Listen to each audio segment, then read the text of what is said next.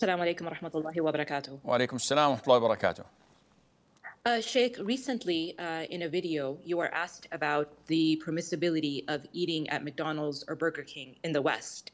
And this has caused a lot of controversy among the laymen, in which reputable da'is even have been put on the spot to try to refute this fatwa, in which they claim that they have had actually seen in slaughterhouses how animals were being killed, in which they claimed that they saw with their own eyes that chickens were being killed with a nail gun, and that this is dead meat, and this meat goes to various fast food chains.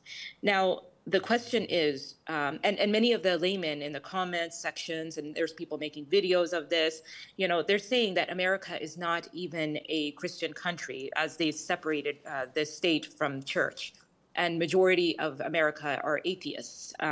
So, Yani, what defines a Christian country? I mean, we don't even know the religion of the butcher or how the animal was slaughtered. Okay, So, I got your question, inshallah, and I will answer it. But unfortunately, this may take a while. And unfortunately, people have the tendency to jump the gun. And this is not wise. And this is not logical. If you don't know, you should ask. Well, this goes the same with you, Sheikh. If you did not know, you should also ask. Okay, I agree. So let us look at the meat of animals that we're allowed to eat. Now, we're not talking about pork because this is known to all that is haram. We're not talking about dogs or lions and the likes because we know this is. We're talking about the normal beef, mutton, and buffaloes and camels and the likes. How can we eat such meat? One, it has to be slaughtered. Two, the slaughterer, the butcher, has to be either a Muslim or someone who's a Jew or a Christian. Only these three denominations, nothing else. Three, we have to make sure that, or at least we have to not know whether the name of other than Allah was mentioned or not. So if we look at these conditions, we will find that, number one, Allah Azza wa Jal mentioned in the Quran, in ayah number 5, Surah Al-Ma'idah, chapter number 5, that today, at-tayyibat were made halal for you, and the meat that was slaughtered by the people of the book. As Ibn Abbas, may Allah be pleased with him, and his father gave the tafsir of وَطَعَامُ أَهْلُ الْكِتَابِ حِلٌّ لَكُمْ. So we know that whatever meat that is slaughtered by the people of the book is halal for us to consume. Another verse says, do not eat from what the name of Allah was not mentioned over. So people say, we don't know if the name of Allah was mentioned over this slaughtering or not. No problem. There's an authentic hadith in the Sahih where the Prophet ﷺ was asked by a group of his companions, there are people who send us meat and we don't know whether they mentioned the name of Allah or not. A clear hadith. We don't know. The Prophet said, ﷺ, you mention the name of Allah, meaning before you eat, you say Bismillah, and eat. The Prophet did not ask them to go and check. That would have been the easiest thing to do. You don't know they mentioned the name of Allah? Ask them. No, the Prophet did not ask them to ask. So this is the name of Allah Azza wa Jal. Now, when Allah tells us that the meat which was slaughtered by the people of the book, the Prophet did not ask them to investigate, did you slaughter or not? Some would say, we don't have to ask, Sheikh, this is the default. People of the book, the meat they eat, it should be slaughtered. Whether they slaughtered it or not, we don't have to ask. And this is what Sheikh Ibn Uthaymeen stated. May Allah have mercy on his soul. Either we know that surely this was not slaughtered and it was killed through other means of slaughtering, other than slaughtering, such as, if we know that a country like Belgium, for example, they have a regulation that no slaughterhouse can slaughter. They have to electrify until the animal is totally cold stone dead, or bang it on the head with a hammer until it's dead, not alive.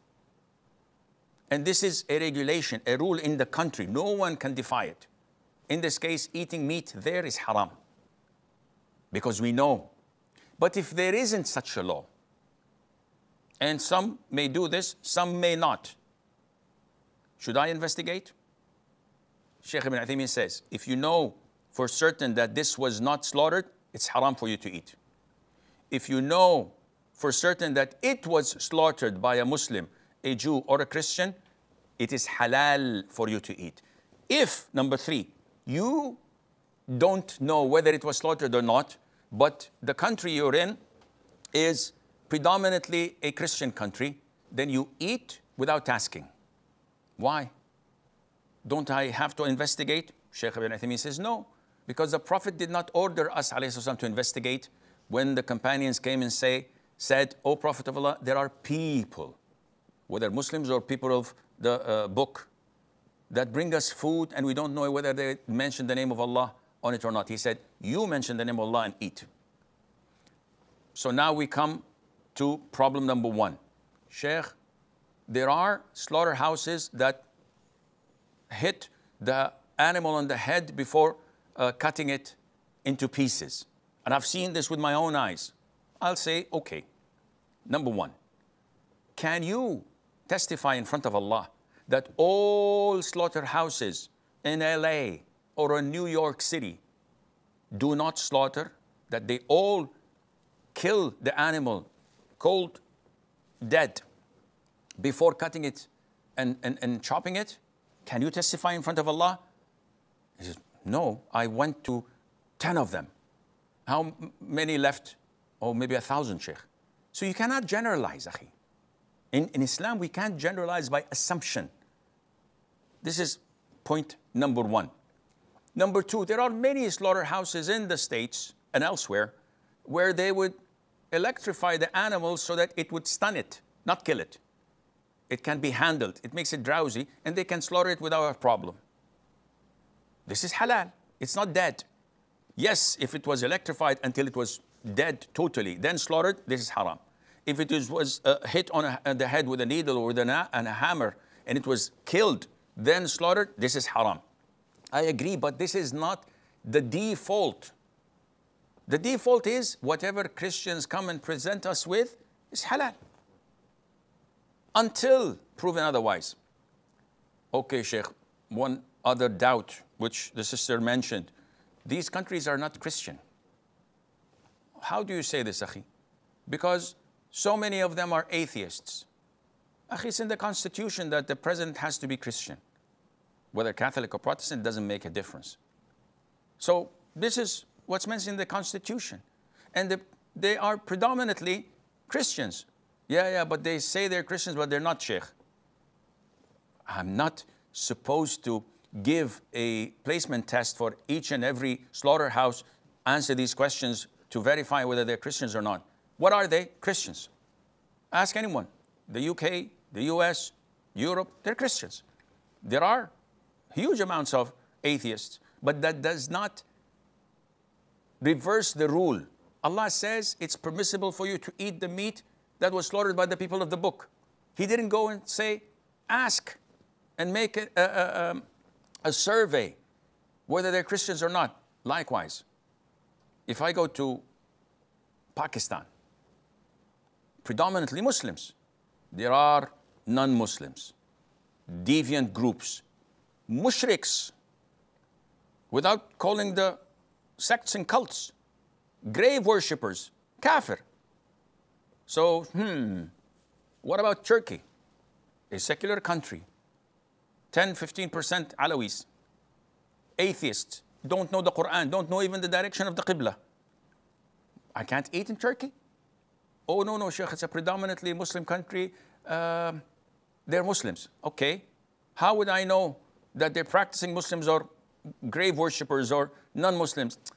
Again, the default is they're Christians. They're people of the book. And the beautiful thing is, verse 5, Surah 5, mentions two things. The meat slaughtered by the people of the book and the women of the people of the book. And in both, it says we are allowed to consume the meat slaughtered, and we're allowed to marry women from the Christianity and Jewish beliefs. Now, are you going to say the same thing when a man comes to you and says, Sheikh, I'm marrying an American woman, or a British, or a German? Would you say, no, they're not Christians? Or would you ask him to make a placement test? Or would you say, okay, yeah, they're Christians, it's okay. Touche, it's the same thing, same concept. Okay, Sheikh, but they did not mention the name of Allah. Scholars said that what was meant by the ayah is that you do not hear other than the name of Allah mentioned, in the name of Jesus, in the name of Buddha, in the name of this and that. Oh, now it becomes haram for sure. Because likewise, all meat slaughtered in Muslim countries, I do not go to slaughterhouses and say, let me hear you say the name of Allah, or I'm not going to eat the meat.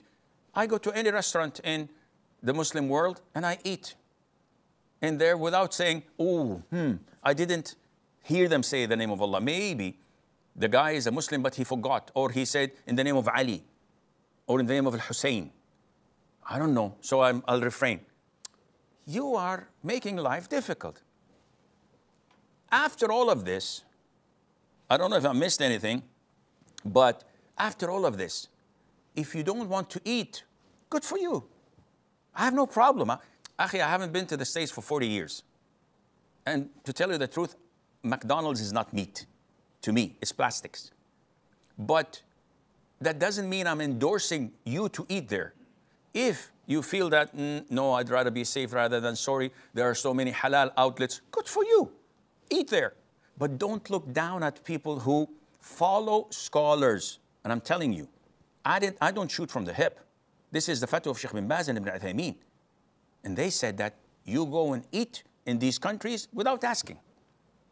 This is the Islamic verdict according to the Quran and to the Sunnah. The Prophet himself ﷺ was invited by a Jew woman, and she prepared a ram for him, and he ate without asking her about their income or about whether it was killed by another a blow from another ram, or it fell from a mountain, or it drowned. The Prophet just said Bismillah and ate. One would say, oh, because the Jews are known to eat kosher meat and they have to have rituals, etc. Akhi, this is what you say. What about the Jews who are not practicing Jews? Would you eat? Said, most likely it's kosher, most likely. We don't act like this. We have defaults. Islam is a religion of ease and simplicity. Now you want to eat halal food, good for you. I'm not telling you, no, you have to go to KFC or to Burger King. No. Keep on going and eating halal. But if you see me or someone else following the fatwa of scholars and following the thought process that I've just explained to you in black and white, it's so easy. You don't look down at them and say, oh, your dua is not going to be answered because you're eating non-zabiha and halal, and it's, with all due respect, I don't buy this, but again, this is my stance and my point of view according to the scholars. My scholars show me what and who you're following according to the teaching of the Quran and the Sunnah, according to the default. Otherwise, remember Turkey and Pakistan, remember those who are grave worshippers, remember marrying Christian women in these countries, whether you're going to deal with it in the same fashion. And if you deal with it in the same fashion, we have a big problem. Not of takfir, the people of the book, but this would be cascaded upon the Muslims. You will not consider me Muslim until you give me a placement test. Let me check Sheikh Asim's aqidah and this and that. And that's Houston, we do have a problem, and Allah knows best.